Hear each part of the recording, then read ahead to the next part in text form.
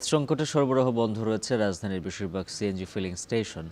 Gas সংগ্রহে এক station থেকে আরেক স্টেশনে ছুটছেন যানবাহনের চালকরা। দিনের উল্লেখযোগ্য সময় গ্যাস সংগ্রহে ব্যস্ত হওয়ায় আয় কমেছে গণপরিবহনে। এ নিয়ে আরও বিস্তারিত জানাতে পরিবার থেকে যুক্ত আছেন ইমদাদুল আজাদ। ইমদাদ, জানাবেন কী হারে এখন গ্যাস সরবরাহ হচ্ছে আর পরিস্থিতি স্বাভাবিক হতে কতদিন লাগতে পারে?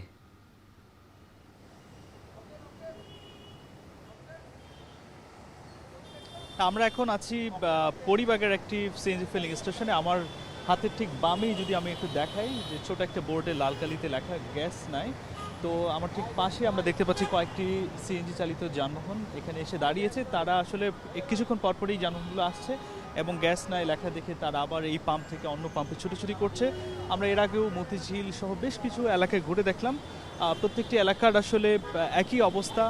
অধিকাংশ পাম্পেই আসলে গ্যাস নেই, তারা এক স্টেশন থেকে অন্য স্টেশনে ছুটোছুটি করছে। সকাল থেকে স্টেশনগুলোর অধিকাংশ স্টেশনেরই আমরা একই অবস্থা দেখতে পাচ্ছি। এরপরে যদি আমরা বলি যে আমরা বেশ কিছু গাড়ির চালকদের সাথে কথা বলছি, তারা ক্ষোভ প্রকাশ করে যেটি বলছেন যে এক পাম্প থেকে অন্য পাম্পে ঘুরে কোথাও তারা গ্যাস পাচ্ছেন না চাহিদা মতো। কোনো পাম্প খোলা পাওয়া গেলেও সেখানে তারা ঘন্টার পর ঘন্টা লাইনে দাঁড়িয়ে থাকছেন, তারপরও সিলিন্ডার ফুল করতে পারছেন না। এবং এই যে সকাল থেকে আজকে কর্মদিবস, তাদের একটা নির্দিষ্ট কর্মঘণ্টা নষ্ট হয়ে যাচ্ছে। তারা বলছেন যে গতকাল ছুটির দিন ছিল, ছুটির দিনেও তারা চেষ্টা করেছেন, তারপরেও চাহিদা মতো তার গ্যাস পাননি। ফলে যেসব সিএনজি চালিত যানবাহন বিশেষ করে ভাড়াই চালাচ্ছেন, তারা দিনের বেশিরভাগ একটা সময় তারা যেহেতু ট্রিপ মারতো রাস্তায়, সেটি তারা মারতে পারছেন না। এবং দিন শেষে যারা ভাড়াই চালায়, দিন শেষে তাদের একটা নির্দিষ্ট অঙ্কের টাকা মালিকদের জমা দিতে হয়, সেইটাও তারা সেই টাকাও তাদের জমা দিতে পারছেন না এবং তারা একটা লোকসানের মধ্যে পড়ছেন। এই বিষয়টি তারা তুলে ধরছেন। পাম্প কর্তৃপক্ষের সাথে আমরা কথা বলেছি, তারাও যেটি জানিয়েছেন যে সরবরাহ লাইনে গ্যাসের যে চাপ থাকার কথা বা প্রেশার থাকার কথা, এতটাই প্রেশার কম যে তারা ওই মেশিন থেকে গ্যাস তুলতে পারছেন না, যার কারণে প্রেশার না থাকায় পাম্পের মেশিন ঘুরিয়ে শুধুই বিদ্যুৎ অপচয়। তারা বলছেন যে এবং এই রিফিল না হওয়ার কারণে তারা আসলে বন্ধ রাখছেন বাধ্য হয়ে। এই গ্যাস নাই বোর্ড তারা ঝুলিয়ে দিয়েছেন। আসলে যদি সব মিলিয়ে বলি যে জাতীয় গ্রিডে কয়েকদিন ধরেই এলএনজি সরবরাহের একটা সংকট রয়েছে। মহেশখালী এলএনজি টার্মিনালে একটি ত্রুটি দেখা দিয়েছে। সেই ত্রুটি কবে নাগাদ ঠিক হবে সেটি এখনও ঠিক নির্দিষ্ট করে বলা যাচ্ছে না। তার আগে হয়তো রাজধানীতে ঠিক প্রায় 10 থেকে 12 দিন হয়ে গেল এই পুরো রাজধানী সহ আশপাশের এলাকাগুলোতে, আবাসিক এলাকাগুলোতে যেমন গ্যাসের সংকট, তেমনিভাবে যানবাহনেও বা সিএনজি ফিলিং স্টেশনেতে গ্যাসের সংকট আছে। এটি কবে নাগাদ ঠিক হবে এখনও ঠিক আসলে নির্দিষ্ট করে বলা যাচ্ছে না। উজ্জ্বল। রাজধানীর গ্যাস সংকটের খবর জানাচ্ছিলেন ইমদাদুল আজাদ। এদিকে কিশোরগঞ্জে তীব্র গ্যাস সংকটে ভোগান্তিতে সিএনজি, অটোরিকশা সহ অন্যান্য যানবাহনের চালকরা। গ্যাসের চাপ কমে যাওয়ায় ঘন্টার পর ঘন্টা ফিলিং স্টেশনে অপেক্ষা করেও পাচ্ছেন না পর্যাপ্ত গ্যাস। আরও জানাতে কিশোরগঞ্জ থেকে যুক্ত আছেন মশিউর কায়েস। কায়েস, জানাবেন কিশোরগঞ্জে কতদিন ধরে এই গ্যাস সংকট আর কতদিন লাগতে পারে স্বাভাবিক হতে, সংশ্লিষ্টরা কি বলছেন?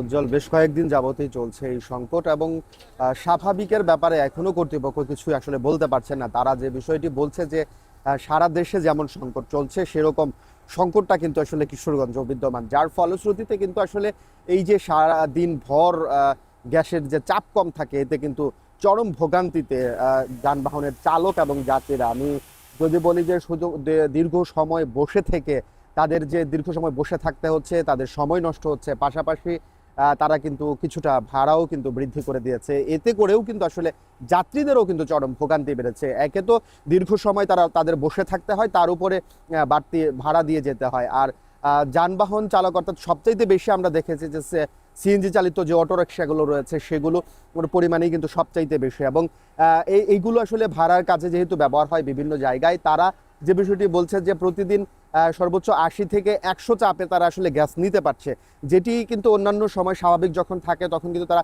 200 থেকে 250 চাপে নিতে পারে, যার ফলে তারা মানে খুব বেশি পরিমাণ আসলে গ্যাস নিতে পারে না, যার ফলে কিন্তু অল্প রাস্তা যাওয়ার পর কিন্তু তাদের আবারও সেই গ্যাস সংকট দেখা দেয়। অর্থাৎ তাদের দিনের মধ্যে কিন্তু কয়েকবার করে আসলে এই পাম্পগুলোতে আসতে হয় এই গ্যাস সংগ্রহ করার জন্য। এর ফলশ্রুতিতে তাদের যেমন সময় নষ্ট হচ্ছে, পাশাপাশি তাদের কিন্তু ভাড়াও আসলে বৃদ্ধি করতে হচ্ছে। যদিও এখনো পর্যন্ত গ্যাসের দাম বাড়েনি, পাম্প মালিকরা কিন্তু এখনো পর্যন্ত আসলে গ্যাসের দাম বাড়ায়নি, কিন্তু এই যে দীর্ঘ সময় বসে থাকতে হয় এই কারণে কিন্তু আসলে যে সিএনজি চালক যারা রয়েছে তারা কিন্তু ভাড়া কিছুটা বৃদ্ধি করেছে। এছাড়াও যদি বলি যে অন্যান্য জরুরি পরিষেবার যেই যানবাহনগুলো রয়েছে সেগুলো বিশেষ করে অ্যাম্বুলেন্স সহ ওষুধ সরবরাহকারী যে যানবাহনগুলো রয়েছে সেগুলোতেও কিন্তু আমরা দেখেছি দীর্ঘ ভোগান্তির চিত্র। তারাও কিন্তু দীর্ঘ সময় ধরে আসলে গ্যাসের জন্য কিন্তু বসে থাকে। সব ধরনের অর্থাৎ গ্যাস চালিত যে যানবাহনগুলো রয়েছে সেগুলোতে কিন্তু আসলে আমরা দেখেছি যে ব্যাপক দুর্ভোগের চিত্র, এবং সকাল থেকে রাত অবধি কিন্তু তারা এই দুর্ভোগ নিয়ে আসলে বসে থাকে। তো এই ছিল উজ্জ্বল আমার কাছে কিশোরগঞ্জ থেকে সর্বশেষ তথ্য গ্যাসের দুর্ভোগ নিয়ে। মশিউর কায়েস জানাচ্ছিলেন বিস্তারিত।